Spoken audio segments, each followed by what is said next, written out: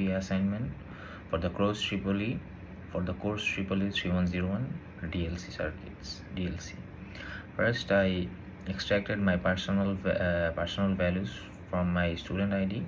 From this, I got A, B, C, D, E, F, G, H values. For task 1, I designed the block diagram of the full ICU monitoring system. The system works like this. A hospital administrator enters the maximum ICU capacity, which is 14, using a keypad.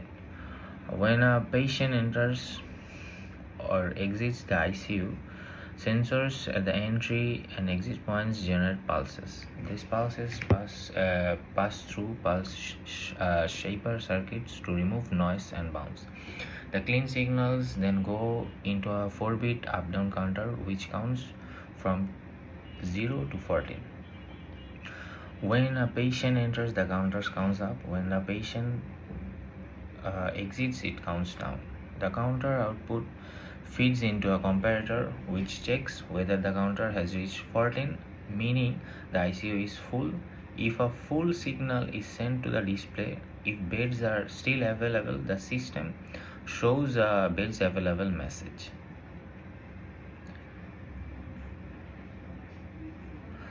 The flowchart begins at start. Task on flowchart. The flowchart begins at start.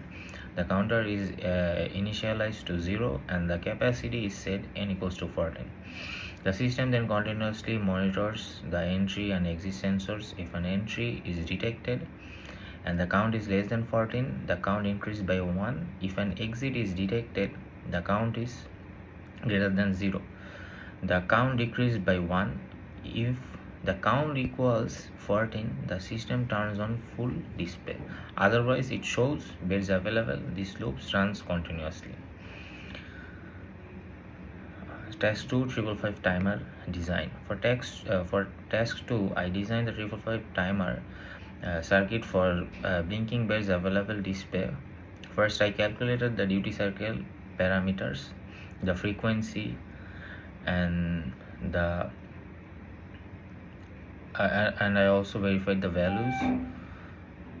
The full signal controls which timer is active using logic gates, and a D flip-flop using the 555 has no enable pin of its own.